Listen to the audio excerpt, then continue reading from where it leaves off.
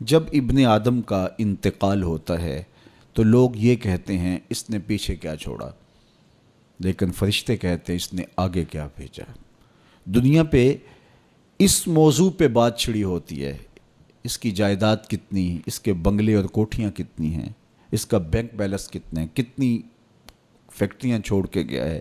اخبار میں بھی آتا ہے کہ فلاں صاحب فوت ہو گئے اور اپنے ترکے میں یہ چھوڑ گئے، اپنی اولاد میں یہ چھوڑ گئے۔ تو یہاں یہ عنوان چڑھا ہوتا ہے کہ اس نے پیچھے کیا چھوڑا، لیکن فرشتوں کے مجلس کے اندر یہ عنوان چڑھا ہوتا ہے اس نے آگے کیا بھیجا۔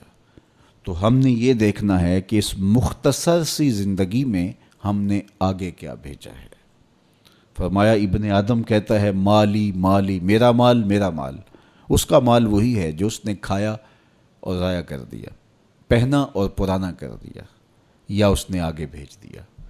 یہ تین مال اس کے ہیں، باقی اس کا نہیں ہے، باقی اس کے وارثوں کا ہے، اور وہ آنکھ بند ہوتے ہی ترکہ ہو جاتا ہے۔ اور یہ جو بہت بڑا نام تھا، بہت بڑی شناخت تھی، بہت بڑے عہدے اور منصب کا مالک تھا، یہ روح نکلتے ہی میت بن گیا۔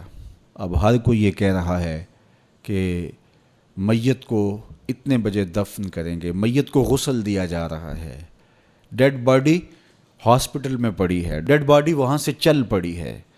تو یہ عنوان چھڑے ہوتے ہیں۔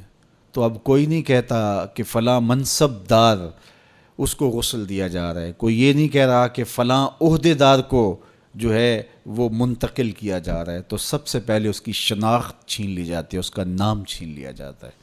اب وہ میت بن گیا، اب وہ ڈیڈ باڈی بن گئی، اور اب رشتے ناتے وہ سلسلے کہاں گئے، وہ جائیدادیں، وہ سب کچھ، وہ منصب سارے یہیں رہ گئے۔ یہ تنے خاکی لے کے قبر میں اترنا ہے، اور چند گز کفن لے کے قبر میں اترنا ہے، اور وہ اعمال جو ہم پہلے آگے بھیج چکے ہیں وہ وہاں جا کے ہمیں وصول ہوں گے۔ اور اگر ہم اس جہان کے لیے یہاں پہلے کچھ نہیں بھیجا تو یہاں سے تو کچھ ساتھ نہیں لے کے جائیں گے۔ واحد لباس کفن ہے جس کو جیب نہیں ہوتی۔ اگر کوئی کسی کے کفن میں جیب لگا کے اس میں درہم، دینار اور ڈالر ڈال بھی دے تو پھر بھی وہ سکہ وہاں نہیں چلے گا۔ اس کی قبر کے اندر بہت سارے درہم و دینار، سونے اور چاندی کے ڈھیر بھی کوئی ساتھ دفن کر دیں تو پھر بھی یہ سکہ قبر میں نہیں چلے گا۔ وہاں اعمال کا سکہ چلتا ہے، وہاں صالحیت کا سکہ چلتا ہے۔ تو یہ ہم یہاں سے جو آگے بھیج چکے ہوتے ہیں وہ ہمیں وہاں جا کے وصول کرنا ہوتا ہے۔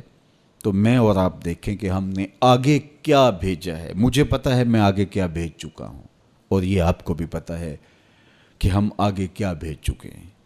تو میرے رب کی یہ کرم نوازی ہے کہ حضرت انسان کو تنبیہ کر کے اس کو بتا رہا ہے تاکہ وہ غفلت کے دائرے سے باہر نکلے اور اپنی زندگی کا جائزہ لے۔